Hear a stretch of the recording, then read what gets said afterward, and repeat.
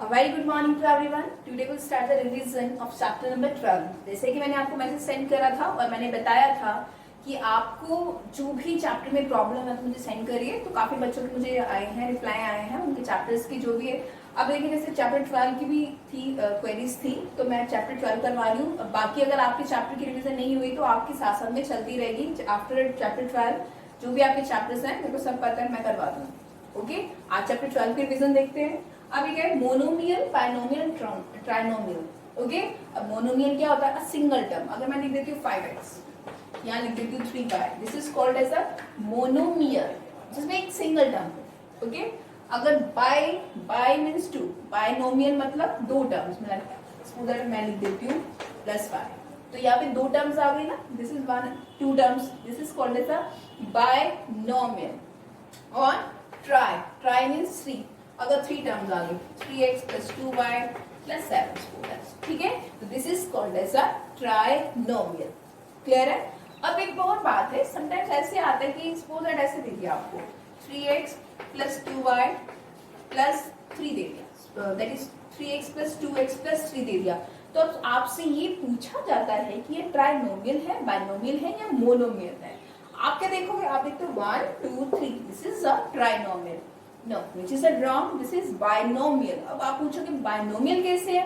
अब बताती हूँ। अब ये 3x और 2x आपस में ऐड हो जाएगा, ये लाइक टर्म्स है तो लाइक टर्म्स तो ऐड हो जाती है, तो ये कितना हो गया 5x, और यहाँ पे कितना है +3, तो यहाँ पे कितनी टर्म्स आ गई? 2, तो it means that this is called as a binomial term. ये पूरा आपको ध्यान रखना। अब यहाँ पे तो अनलाइक टर्म्स लिए ना मैंने, 3x और 2y आपस में ऐड नहीं होंगे, तो इसलिए, और यहाँ पे इसलिए इसको 3 टर्म्स माना गया था, तो इसको क्या कहा गया? दिस इज अ ट्राइनोमियल, और इसको दिस इज बाइनोमियल। अगर सेम टर्म है तो आप ऐड कर सकते हैं। एक और एग्जांपल लेते हैं। अगर मैं लिख देती हूँ यहाँ पे 4y + 3y, ओके, तो आपसे ये पूछा जाता है ये बाइनोमियल है, मोनोमियल है या ट्राइनोमियल है। ओके, तो आप क्या बताएंगे? अब देखिए यहाँ पे कितना है 4y, यहाँ पे कितना है 3y। अब ये दोनों लाइक टर्म्स हैं, तो लाइक टर्म्स को तो आप ऐड कर सकते हैं, इनको ऐड कर दीजिए। ये कितना हो गया आपका 4 + 3 7, और ये कितना आएगा 7y हो जाएगा। लाइक टर्म्स ऐड होती हैं और सब्ट्रैक्ट होती हैं, अनलाइक टर्म्स को आप ऐड और सब्ट्रैक्ट नहीं कर सकते। ये जो चैप्टर मैंने करवाया था आपको, शायद इसकी इंट्रोडक्शन में ये सारी चीजें मैंने आपको बताई थी, तो मेक श्योर आपको इंट्रोडक्शन अच्छी तरह देखनी है, समझ आनी चाहिए। और जो भी मुझे लगेगा कि ये क्वेश्चंस आपको करवाने हैं और मैं वही आपको करवाऊंगी। अगर फिर भी स्टिल आपको कोई डाउट होता है कोई क्वेश्चन में, तो आप मुझे मैसेज के थ्रू सेंड कर दीजिए कि मुझे ये क्वेश्चन में डाउट है, then I will solve that question. Anyways, अब यहाँ पे ये आ गया। अब एक एग्जांपल लेते हैं ताकि मैं आपको ये कॉन्सेप्ट एक बार क्लियर करवा दूं कि आपको किसको ऐड करना है, किसको सब्ट्रैक्ट करना है। ठीक है, अब कुछ और लेते हैं यहाँ पे। अब मैं यहाँ पे लिख देती हूँ एक बार कि आपको बाइनोमियल, ट्राइनोमियल और दैट इज मोनोमियल की पता चल गया होगा। फिर पॉलिनोमियल क्या होते हैं? पॉलिनोमियल जिसमें मोनोमियल भी आता है, बाइनोमियल भी आता है और ट्राइनोमियल भी आता है, उसको क्या बोलेंगे? पॉलिनोमियल्स। समझ आए? जिसमें मोनोमियल, बाइनोमियल, ट्राइनोमियल तीनों आते हैं तो उसको पॉलिनोमियल्स कहते हैं, दैट इज पॉलिनोमियल्स। क्लियर है?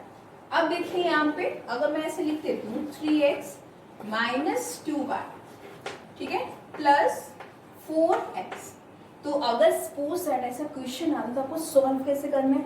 अब देखिए, अब आप इन दोनों को सॉल्व नहीं कर सकते हो, 3x में से 2y माइनस नहीं कर सकते। क्यों? क्योंकि ये दोनों तो डिफरेंट टर्म्स हैं। इसका वेरिएबल क्या है x, इसका क्या है y, तो ये तो अनलाइक टर्म हो गई। अनलाइक टर्म्स को आप सब्ट्रैक्ट भी नहीं कर सकते और ऐड भी नहीं कर सकते।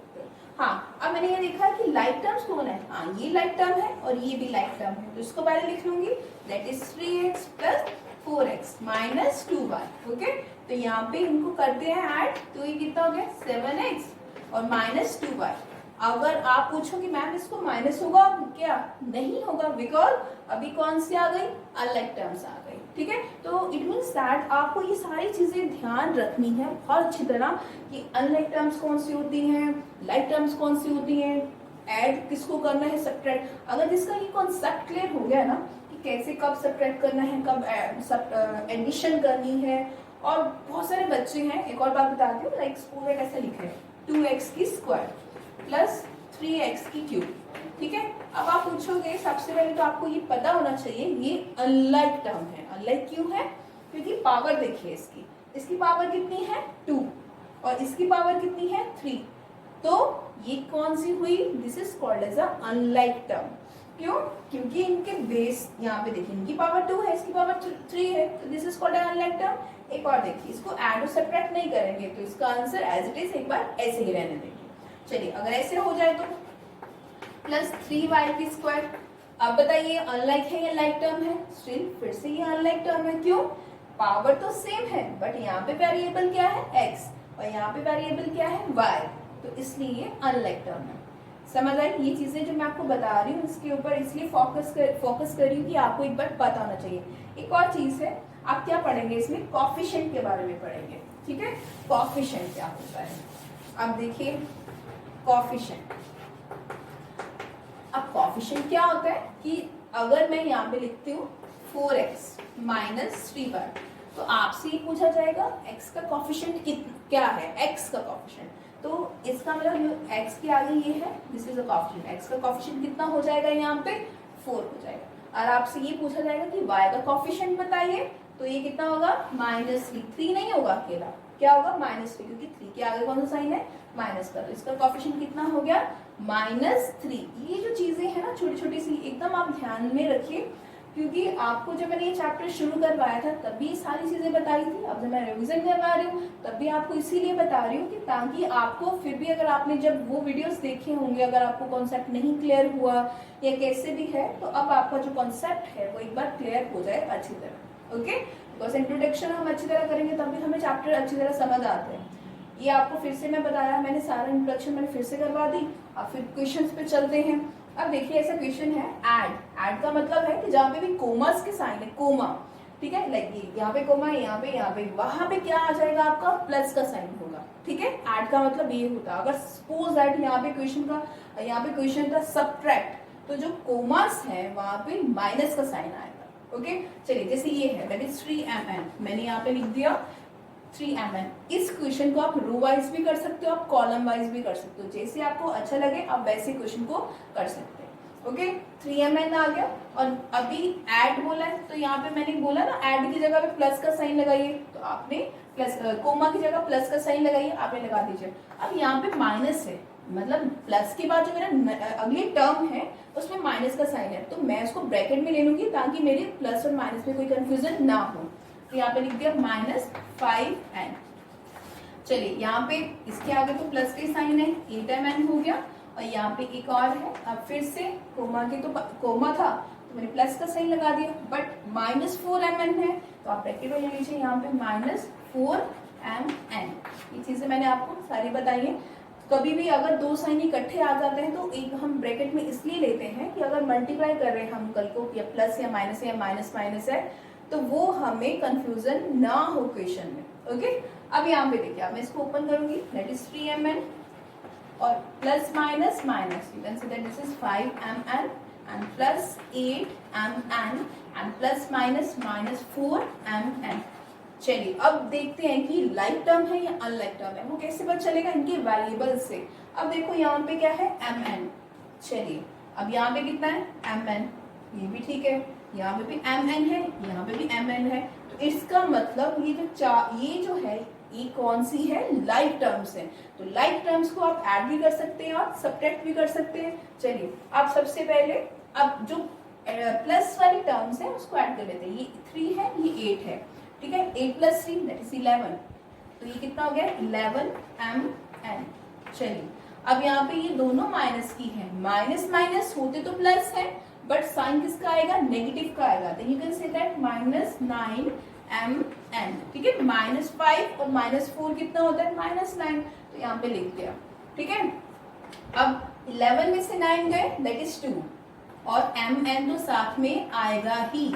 ओके, तो ये इस हिसाब से मैंने सॉल्व करा क्वेश्चन को, ठीक है। मुझे पता है बहुत सारे बच्चों को कंफ्यूजन रहती है, वो किसी को भी अनलाइक टर्म्स को भी ऐड और सब्ट्रैक्ट कर देते हैं तो उनका क्वेश्चन गलत हो जाता है।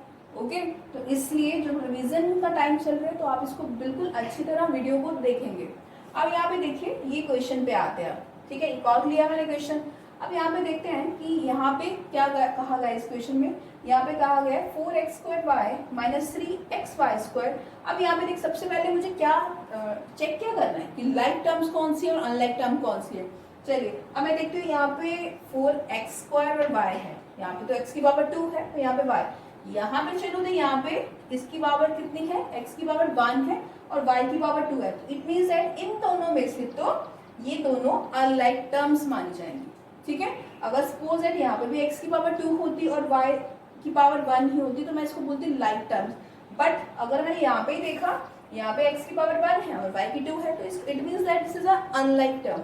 एक चीज, दूसरी बात, फिर यहाँ पे आते हैं, यहाँ पे भी देखा ये भी अनलाइक टर्म्स है। अब फिर मैं देख, सबसे पहले मेरे को करना क्या है, लाइक टर्म्स को लेना है। अब मैंने देखा यहाँ पे x की 2 है और y की 1 है, यहाँ पे भी देखा x की 2 है और y की 1 है, तो इसका मतलब ये दोनों एक लाइक टर्म्स है। मैंने आपको इंट्रोडक्शन में भी बताया सारा। Then you can say that 4x² and okay. दूसरी बात, यहाँ पे सबसे पहले हमें ये करना है कि हम क्या करेंगे, क्वेश्चन नंबर ऐड है तो ऐड करना है, तो कॉमर्स के साथ कोमा को हटा के मुझे प्लस का साइन लगाना है। सबसे पहले वो करना पड़ेगा step, that is plus and then minus 3xy² and plus minus 5xy² and then plus 5x²y।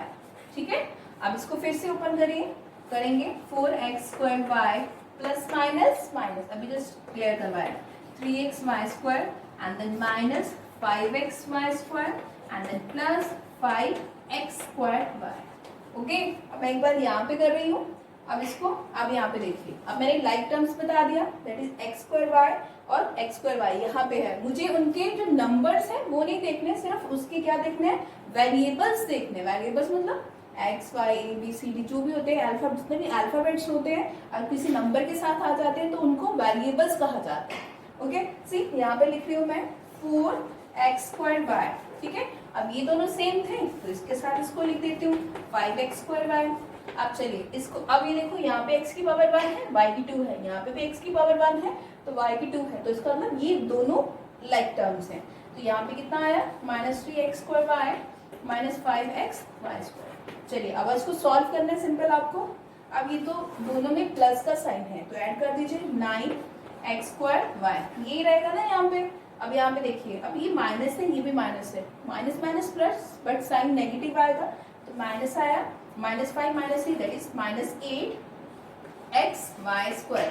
और इसको अब आप ना तो ऐड कर सकते हैं ना सब्ट्रैक्ट कर सकते हैं, बिकॉज अब ये जो बन गई, ये कौन सी बन गई, दोनों अनलाइक टर्म्स है। ओके, अब एक और क्वेश्चन देखते हैं इसमें। अब एक और लिया क्वेश्चन मैंने, आप अब यहाँ पे इसको सॉल्व करने के लिए बोला है। ठीक है, अब इस टाइप के क्वेश्चन आ जाए तो इसको कैसे सॉल्व करना है, सबसे पहले मुझे इसकी ब्रैकेट को ओपन करना होगा। जैसे p है, अब ये जो माइनस है ना, ये पूरी ब्रैकेट से मल्टीप्लाई हो रहा है। ओके, ये जो माइनस है इस पूरी ब्रैकेट से मल्टीप्लाई हो रहा है, इसको करेंगे तो ये कितना हो गया, माइनस p, और इसको करेंगे तो प्लस q हो जाएगा, या minus q and then minus q और minus minus plus p। Okay, अब मुझे क्या करना है, अब ये देखिए, ये प्लस का, ये माइनस का, आप उसमें कैंसिल कर दीजिए, ये प्लस का, ये माइनस का, कैंसिल कर दीजिए। अब क्या बचा आपका, that is p minus q, या इसको ऐसे भी लिख सकते हैं माइनस q प्लस p, मतलब तो सेम ही है। ठीक है, तो इस टाइप के क्वेश्चंस मैंने आपको रिवीजन में करवाए हैं, और जितने भी क्वेश्चंस हैं इस एक्सरसाइज में आप अच्छी तरह करिए। अगर फिर भी कोई डाउट होता है तो आप मुझे मैसेज कर दीजिए, तो मैं आपको और समझा दूँगी। Okay, thank you.